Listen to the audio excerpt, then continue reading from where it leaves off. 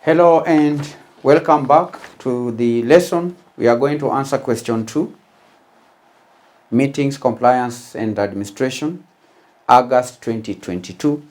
Part A reads, discuss 5 roles of a corporate secretary in a shareholders meeting. 5 roles of a corporate secretary in a shareholders meeting. 5 roles of a corporate secretary in a shareholders meeting. Now we are going to discuss 5 roles of the corporate secretary in a shareholders meeting. The first one is meeting logistics. He is responsible for organizing the logistics. Number 2, agenda preparation. Number 3, documentation and communication. The fourth role is meeting facilitation. And lastly, minutes and record keeping. Those are 5 roles of a corporate secretary in a shareholders meeting. Number 1, meeting logistics.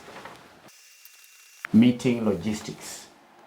The corporate secretary is responsible for organizing the logistics of the shareholders meeting, and that includes arranging the venue.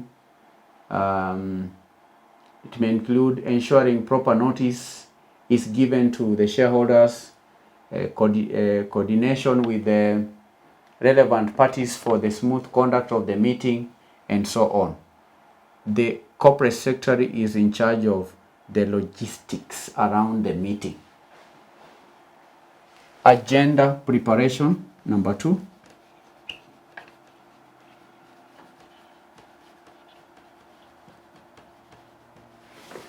Agenda preparation. The corporate secretary assists in preparing the agenda for the shareholders meeting. They work closely with the board of directors and management to identify the key topics that are to be discussed and ensure that the agenda is comprehensive and it's in line with the legal requirements. Agenda preparation. The third role is documentation and communication. Documentation and communication. The corporate secretary ensures that all necessary documents and materials related to the meeting are prepared and distributed to shareholders in a timely manner. And that includes notice of the meeting, proxy forms, financial reports, or any other relevant material or information. Documentation and communication. 4, meeting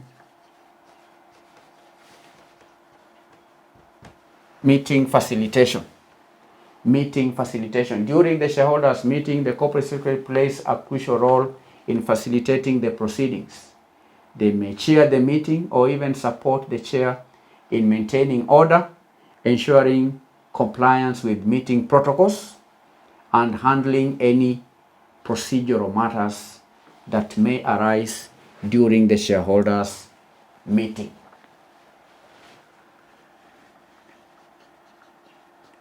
Minutes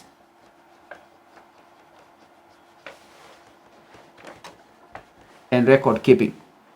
Minutes and record keeping. The corporate secretary is responsible for taking minutes and accurate minutes for that matter. These are minutes of the shareholders meeting. They document the discussions, the decisions. They document resolutions made during the meeting.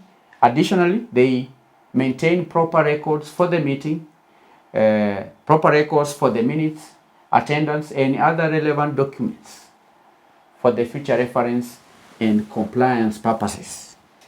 They prepare minutes and records and keep records. So these are 5 roles of a corporate secretary in a shareholders meeting. Meeting logistics, agenda preparation, documentation and communication, meeting facilitation, and minutes and record keeping. 5 roles, 5 marks. 5 roles, 5 marks.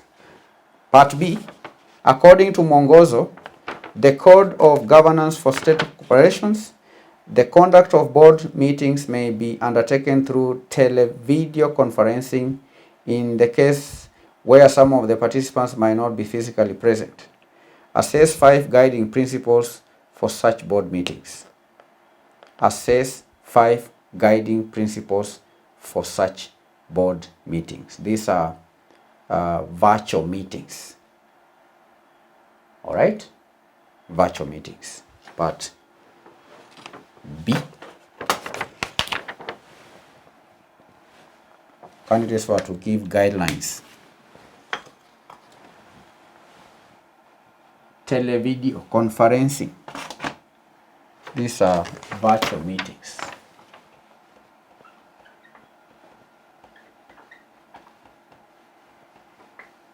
These are guidelines for virtual.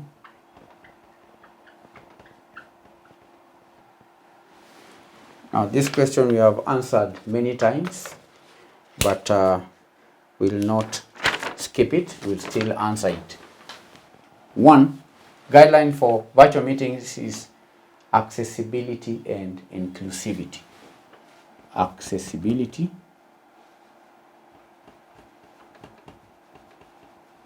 and inclusivity. Accessibility and inclusivity. The guiding principles emphasize that board meetings conducted via televideo conferencing should ensure accessibility and inclusivity for all participants, and adequate arrangements should be made to facilitate the active participation of remote attendees and enable effective communication. Accessibility and inclusivity. 2. Security and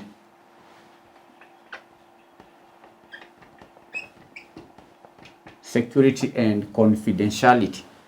Security and confidentiality. The principle of security and confidentiality highlights the importance of maintaining the security and confidentiality of televideo conferencing platform used for board meetings, and measures such as passwords protection, encryption, and even restricted access should be implemented to safeguard sensitive information. Security and confidentiality. Technology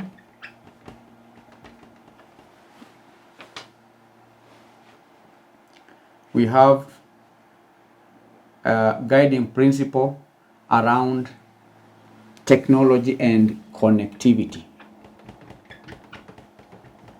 Technology and connectivity. Technology and connectivity. The guiding principle around technology and connectivity is that, or we can say emphasizes the need for reliable technology, reliable connectivity to support seamless communication during virtual board meetings. And there ought to be adequate testing and backup arrangements which should be in place to mitigate any technical failures that may arise during the video conferencing meetings. Verification of participants. Verification of participants. To ensure the integrity of virtual board meetings, the principle of verification of participants recommends implementing platforms or mechanisms to verify the identity of remote participants, and that may include unique identification codes. It may include what we call two-factor authentication, or even other authentication protocols, verification of participants. 5, documentation. There's a principle around documentation and record keeping.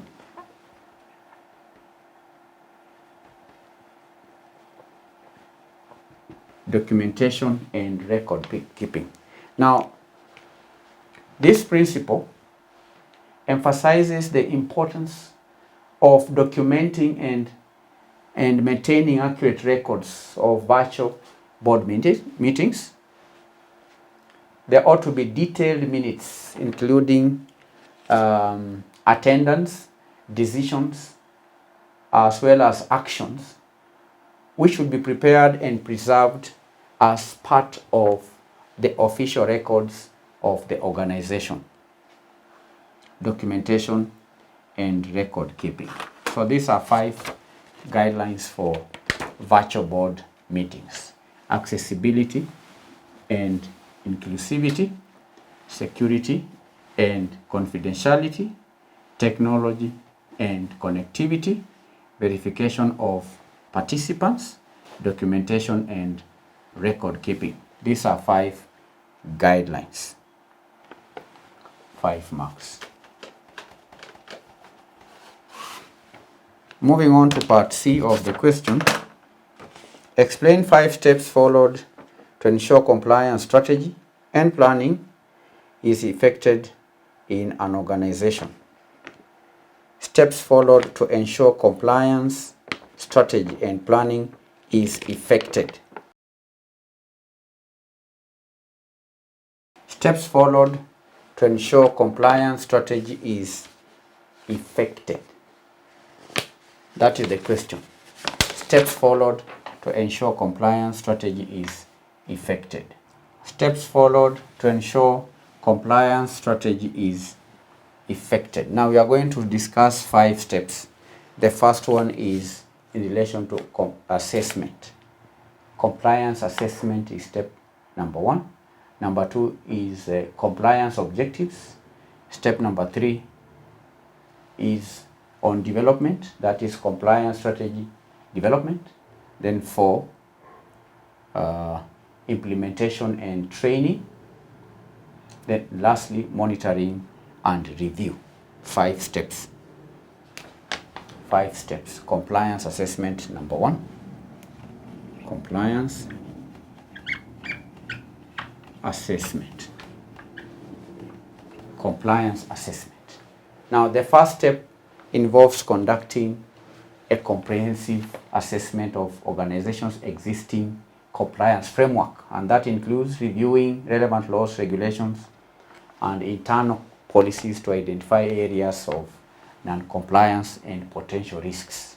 So first of all, carry out comprehensive assessment. Then number 2, compliance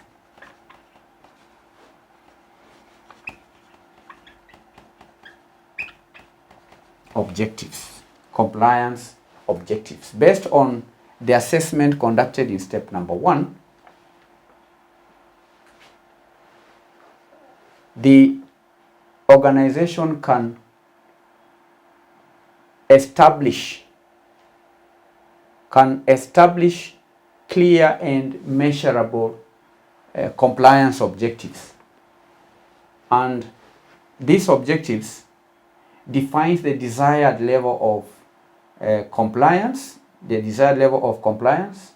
and they also serve as a guide for developing the compliance strategy. All right. First of all, carry out compliance assessment. Then, based on the compliance assessment, you can now come up with compliance objectives. Then the third step is to develop the strategy. Compliance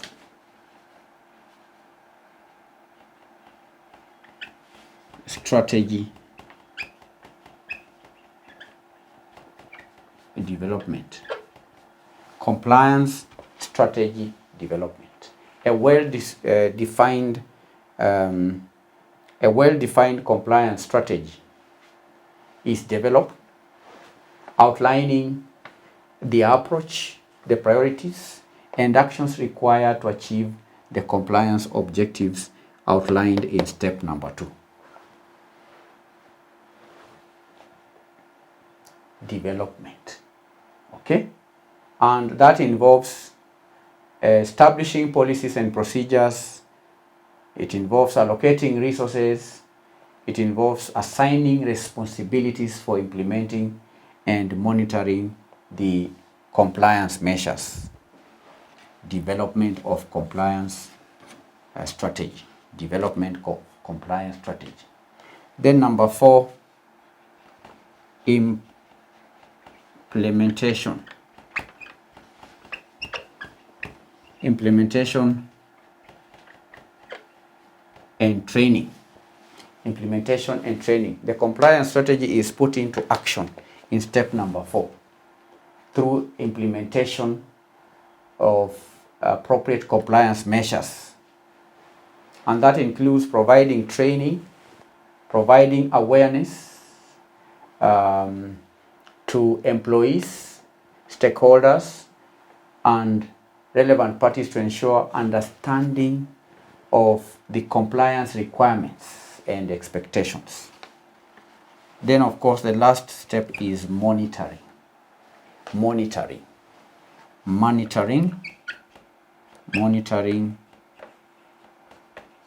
and review. Monitoring and review. There ought to be ongoing monitoring and review of the compliance strategy, which is essential to ensure its effectiveness. And that involves conducting regular audits, regular assessments, and regular evaluations in order to identify any gaps or weaknesses or even emerging compliance issues. The organization can then take corrective actions after monitoring and make the necessary adjustments to improve the compliance performance. So these are 5 steps. 1, compliance assessment. 2, compliance objectives. 3, compliance strategy development. 4, implementation and training. Then lastly, monitoring and review. These are 5 points, 5 marks. 5 marks. Lastly, part D, describe 5 conditions to be met for a creditor under a bill of exchange or a promissory note to vote in a creditor's meeting.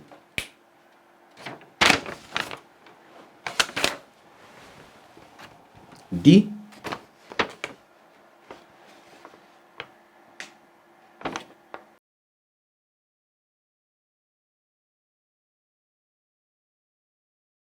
conditions to be met for a creditor under a bill of exchange or a promissory note to vote in a creditor's meeting.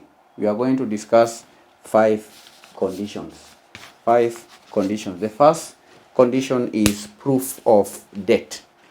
Proof of debt. Number 1 is proof of debt. The second condition is timely notification. Number 3, verification of creditor's identity. Number 4, compliance with the meeting. And lastly, financial standing. So those are 5 conditions to be met for a creditor under a bill of exchange or a promissory note to vote in a creditor's meeting. Proof of debt.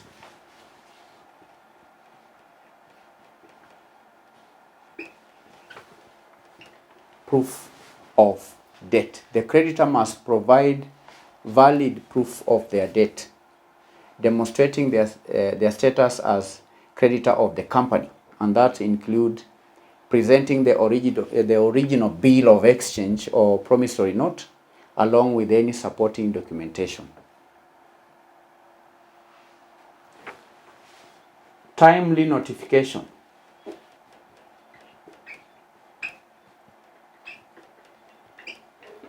Timely notification. The creditor must notify the company within the specified time frame regarding the intention to attend and vote in the creditor's meeting. Failure to provide timely notification may result in the creditor's vote being invalidated. Timely notification. 3. Verification of creditor's identity.